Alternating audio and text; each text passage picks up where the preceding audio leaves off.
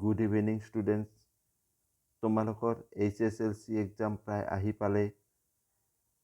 তোমালোকে সকলোৱে জানা মেথামেটিক্সত যদি পাছ কৰিব লাগে তেনেহ'লে MCQত 13 মাৰ্কছ পাবই লাগিব। তোমালোকৰ সুবিধাৰ কাৰণে মই আজি কিছুমান MCQ কুৱেশ্যন লৈ আহিছোঁ, যিটো মই বহলাই তোমালোকক বুজাই যাম। তোমালোকে অলপমান ভালদৰে এই ভিডিঅ'খন চাবা। ইয়াত 1 নম্বৰ কুৱেশ্যনত দিছে, তলৰ কোনটো সংখ্যা অযুগ্ম সংখ্যাৰ বৰ্গ? এটা কথা মনত আহিবা, অযুগ্ম মানে অড নাম্বাৰ।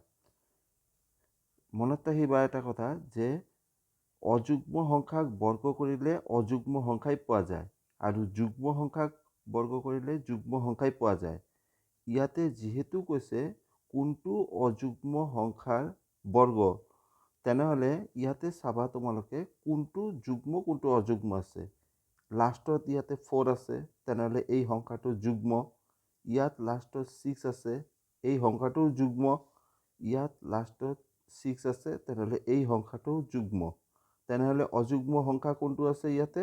একমাত্ৰ এইখনেই আছে অযুগ্ম সংখ্যা।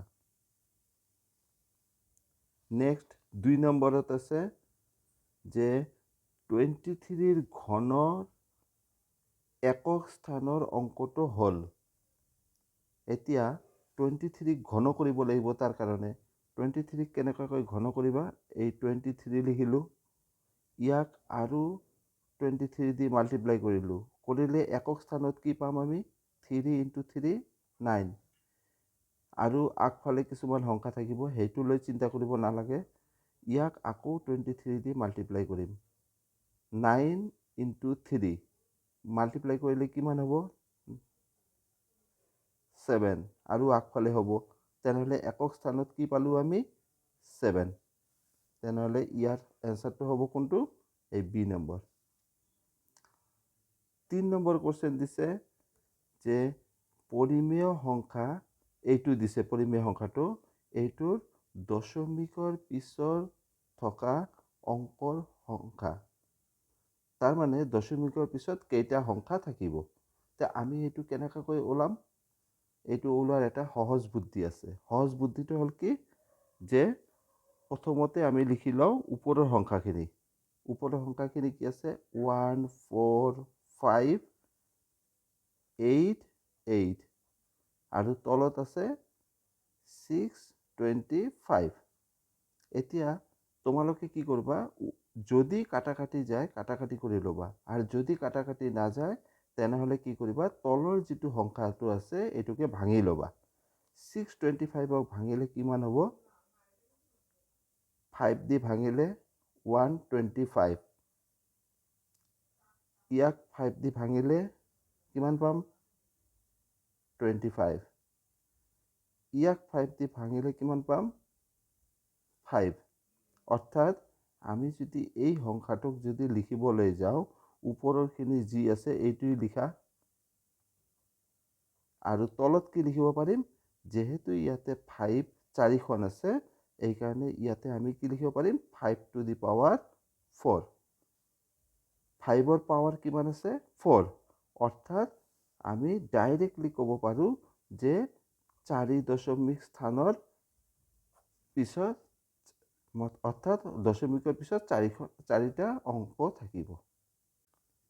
4 নম্বৰ কুৱেশ্যনটোত দিছে, কি চৰ্ত সাপেক্ষে দ্বিঘাত সমীকৰণ x² + px - q = 0ৰ মূল দুটা বাস্তৱ আৰু সমান হ'ব? ঠিক আছে, তাহলে বাস্তৱ আৰু সমান হোৱাৰ চৰ্তটো কি আছে? এইটো আমি চেপ্টাৰ নম্বৰ 4ত পাইছোঁ, যে বাস্তৱ আৰু সমান হ'লে আমাৰ চৰ্তটো কি হয়? b² - 4ac = 0 হয়। এতিয়া b² - 4ac ক'ৰ পৰা পাম? আমি এইটো সমীকৰণক দ্বিঘাত সমীকৰণৰ লগত তুলনা কৰিম। দ্বিঘাত সমীকৰণ অৰ্থাৎ ষ্টেণ্ডাৰ্ড ৰূপটো হ'ল কি? ax² + b x plus c equal to 0। তেনেহ'লে ইয়াৰ লগত তুলনা কৰি লওঁ। এক্স স্কুৱাৰৰ আগত আছে ইয়াতে এ, অৰ্থাৎ এক্স স্কুৱাৰৰ আগত ইয়াতে কি আছে 1। এক্সৰ আগত আছে বি, ইয়াতে এক্সৰ আগত আছে পি। এক্স নথকা আছে চি, আৰু ইয়াতে আছে এক্স নথকা মাইনাছ কিউ। তেনেহ'লে আমাৰ ইয়াতে ইয়াৰ লগত যদি তুলনা কৰোঁ, বি স্কুৱেৰ মাইনাছ 4ac কি হ'ব? বি মানে ইয়াতে হ'ল P. P square minus 4 into A. A মানে কি হ'ব? এ মানে 1। 1 ইনটু চি। চি মানে কি হ'ব? Minus Q. Minus Q equal to 0। অৰ্থাৎ ইয়াতে আমি কি পাই যাম? পি স্কুৱেৰ মাইনাছে প্লাছ 4q ইকুৱেল টু 0। এইটো আমি সমীকৰণটো পাই যাম। ইয়াতে কোনটোৰ লগত মিলে? তেনেহ'লে ইয়াতে বি নম্বৰৰ লগত মিলে। নেক্সট 5 নম্বৰত আমি দেখি আছোঁ যে বৃত্তৰ কেন্দ্ৰত কোণটোৰ ডিগ্ৰীৰ মাপ থিতা বৃত্তকলাটোৰ এটা চাপৰ দৈৰ্ঘ্য হ'ব। যদি চাপৰ দৈৰ্ঘ্যৰ কথা আহে তেনেহ'লে কি হ'ব? মনত ৰাখিবা, এইটো এটা ফৰ্মুলা আছে। 12 নম্বৰ চেপ্টাৰত আমি পাইছিলোঁ যে চাপৰ দৈৰ্ঘ্য ক'লে থিতা বাই 360 2πr হয়। তেনেহ'লে ইয়াতে কোনটোৰ লগত মিলিব? আমি যদি কম্পেয়াৰ কৰিবলৈ যাওঁ ইয়াতে, তেনেহ'লে কোনটোৰ লগত মিলিব? ইয়াতে তলত একমাত্ৰ দেখি আছোঁ ইয়াতে 360 আছে, কিন্তু ওপৰততো 2πr নাই। কিন্তু ইয়াত যদি আমি কৰিব খোজোঁ তেনেহ'লে এইটো একমাত্ৰ কৰা সম্ভৱ হ'ব। কেনেকৈ চাই লোৱা। ইয়াত আছে থিতা পাই আৰ আৰু 180। তেনেহ'লে এইটোক আমি কি লিখিব পাৰোঁ?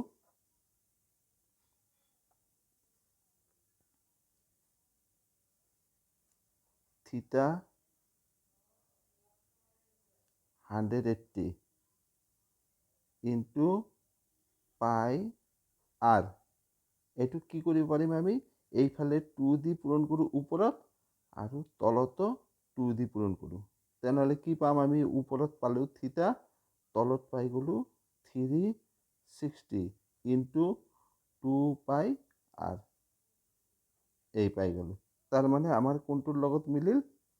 এই বি নম্বৰৰ লগতে। বি নম্বৰৰ পৰা আমি এইটো পাব পাৰোঁ। তোমালোকে এইটোৰ লগত তুলনা কৰি চোৱা, দেখা মিলি গৈছে। আৰু যদি কালিৰ কথা আহে, এই 6 নম্বৰতে দেখবা তোমালোকে কালিৰ কথা আহিছে। কালিৰ কথা থাকিলে কি হ'ব? সেইটোৰ ফৰ্মুলাটো হ'ল থিতা বাই 360 পাই আৰ স্কুৱেৰ। এইটো আমি ক'ৰ পৰা কোনটো সমীকৰণত পাম? এইটো চাই লোৱা। একমাত্ৰ যদি এই ডি নম্বৰ সমীকৰণটাতে যাওঁ, এইটো দি 2 দি যদি 720 কাটি দিওঁ, তেনেহ'লে আমি কি পাম? ওপৰত পি, তলত পাই গৈছোঁ 360, আৰু ইয়াতে পাই আৰ স্কুৱেৰ পাই যাম। তাৰমানে এইটো হ'ব আমাৰ সমীকৰণ। 7 নম্বৰ। 7 নম্বৰটোতে কি দিয়া আছে আমাৰ ইয়াতে? চাই লোৱা। 7 নম্বৰটো ইজি আছে। এম এনৰ ঘনমূল হয়, তেন্তে এনৰ মান কি হ'ব? এম এনৰ ঘনমূল, অৰ্থাৎ এম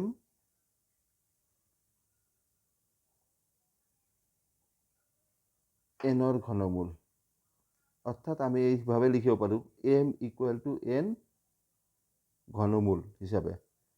এতিয়া এইটোক আমি কি লিখিব পাৰোঁ? M equal to n to the power 1/3 লিখিব পাৰোঁ, কাৰণ এই কিউব ৰুট দিলে এইটোকৈ লিখা যায়। কিন্তু আমাৰ ইয়াতে ওলাবলৈ কৈছে কি? এনৰ মান। এনৰ মান কেনেকৈ পাম? ইয়াতে কি কৰিম আমি? এইফালে 3 দি মাল্টিপ্লাই কৰি দিম, এইফালেও 3 দি মাল্টিপ্লাই কৰি দিওঁ। তেনেহ'লে কি হৈ যাব? এইফালে আমাৰ এম কিউব ইকুৱেল টু এই 3 আৰু এই 3 কেঞ্চেল হ'লে এন, অৰ্থাৎ এনৰ মান কিমান পাই যাম আমি? M cube. ইয়াতে কোনটো হ'ব এনচাৰ? এই সি নম্বৰ হ'ব এনসাৰ। এইবাৰ 8 নম্বৰত দিছে যদি -2 3x square plus 5x plus 2k equal to 0 এটা মূল হয় তেন্তে কেৰ মান কি হ'ব? এতিয়া যদি মূলৰ কথা আহে দ্বিঘাত সমীকৰণৰ ক্ষেত্ৰত তেনেহ'লে আমি এটা কাম কৰিব পাৰোঁ। আমি গম পাওঁ যে alpha plus beta equal to minus b/a এইটো আমি দ্বিঘাত সমীকৰণৰ চেপ্টাৰত পাইছোঁ আৰু alpha into beta equal to c/a। ইয়াতে কি হৈছে চোৱা এটা মূল দিছে -2 এটা মূল যি আছে মই ধৰি ললোঁ এটা মূল অৰ্থাৎ আলফাৰ ঠাইতে -2 দি দিলোঁ, বিটাটো ৰাখি দিলোঁ ইকুৱেল টু মাইনাছ বি মানে কি ইয়াতে এক্স স্কোৱাৰৰ আগত যি থাকে এইটো এ, এক্সৰ আগত যিটো থাকে সেইটো বি আৰু এক্স নথকাটো হ'ল চি। তেনেহ'লে ইয়াতে বি মানে কি হ'ল? বি মানে হ'ল 5/a। এ মানে এক্স স্কোৱাৰৰ আগত যিটো আছে অৰ্থাৎ 3। তেনেহ'লে আমি ইয়াৰ পৰা কি কৰিব পাৰিম? বিটা ইকুৱেল টু কি লিখিব পাৰোঁ? -5/3 প্লাস 2। এই -2 এইফালে গ'ল, এইফালে কি দেখা যাব? 3 লসাগু ল'লে ইয়াতে কি পাম? -5 প্লাস ইয়াতে 3 ইনটু 2 6 অৰ্থাৎ কি হৈ গ'ল আমাৰ ইয়াতে ওপৰত 6ৰ পৰা 5 গ'লে 1/3। এইটো কাৰ মান হ'ল? এইটো হৈ গ'ল বিটাৰ মান। বিটাৰ মান হৈ গ'ল 1/3। আচ্ছা এতিয়া এই সংখ্যাটো আলফা আৰু বিটা লৈ ইয়াতে বহাই দিওঁ। আলফা মানে কি? ইয়াতে আমি ধৰি লৈছিলোঁ আলফা মানে -2। তেনেহ'লে ইয়াতে বহিল -2 ইনটু বিটা মানে কি? ইয়াতে আমি পালোঁ 1/3। তো ইয়াতে লিখি দিলোঁ 1/3 ইকুৱেল টু c/a। চি মানে কি? এই সমীকৰণটোৰ ভিতৰতে চি মানে হ'ল 2k আৰু এ মানে হ'ল 3। তেনেহ'লে ইয়াতে কি দেখা যাব? আমাৰ ইয়াতে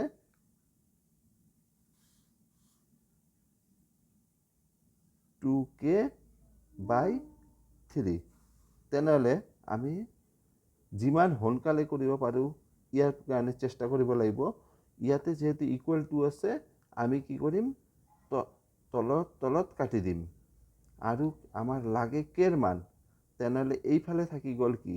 -2 আৰু ইয়াতে 2 পূৰণ হৈ আছে কেৰ লগত, এই 2 ইয়াত তলত লৈ আহিম ইকুৱেল টু ইয়াতে হৈ গ'ল কে। এইটো কেনচেল কৰিলে কিমান পাম?